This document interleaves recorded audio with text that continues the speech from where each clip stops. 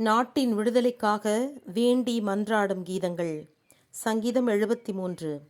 இறைவா, நீர் எங்களை ஏன் என்றென்றைக்கும் தள்ளிவிட்டீர்? உமது மேய்ச்சலின் ஆடுகள் மேல் உமக்கு சினம் ஊழ்வதேன்? ஆதிகாலம் முதல் நீர் நிறுவிய உமது சபையை நினைவு கூர்ந்தருளும்.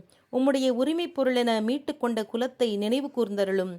உமது உறைவிடம் அமைந்துள்ள சீயோன் மலையை நினைவு கூர்ந்தருளும்.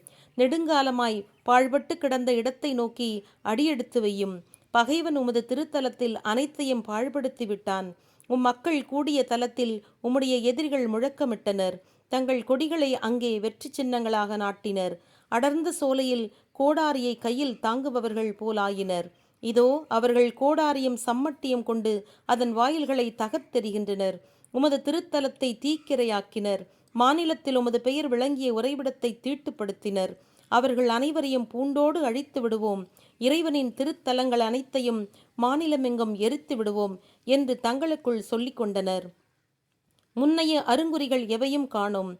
இறைவாக்கினர் எவரும் இல்லை. இந்நிலை எந்நாள் வரைக்கும் நீடிக்கும் என்று அறிபவன் நம்மிடையே யாருமில்லை. இறைவனே, எதுவரைக்கும் எதிரி நிந்திப்பான்? உமது பெயரை பகைவன் என்றென்றுமே பழிப்பானோ? உமது கரத்தை ஏன் நீட்டாமல் இருக்கிறீர்? ஏன் வலக்கரத்தை மடக்கி வைத்திருக்கிறீர்? ஆதியிலிருந்தே கடவுள் என் அரசராய் உள்ளார். மாநிலத்தில் மீட்பு தருபவர் அவரை. உமது வல்லமையால் கடலை பிளந்து விட்டீர். நீரில் வாழ் பறவை நாகங்களின் தலைகளை நசுக்கி விட்டீர். திமிங்கிலங்களின் தலைகளை உடைத்து விட்டீர். கடல் வாழ் விலங்குகளுக்கு அவற்றை இரையாக கொடுத்தீர். ஊற்றுகளையும் நீரோடைகளையும் புறப்படச் செய்தீர். பெருக்கெடுத்தோடும் ஆறுகளை வற்றச் செய்தீர்.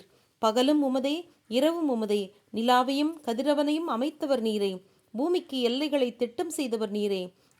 கோடையும் மாரியும் ஏற்படுத்தியவர் நீரே. ஆண்டவரே, பகைவன் உம்மை பழித்தான். தீய மக்கள் உமது திருப்பெயரை சபித்தனர். இதை நினைவு கூறும். உமக்கு சொந்தமான புறாவின் உயரை பருந்துக்கு இரையாக விட்டுவிடாதேயும். உம்முடைய எளிய மக்களின் வாழ்வை ஒரு நாளும் மறவாதேயும். உமது உடன்படிக்கையை நினைவு கூர்ந்தருளும்.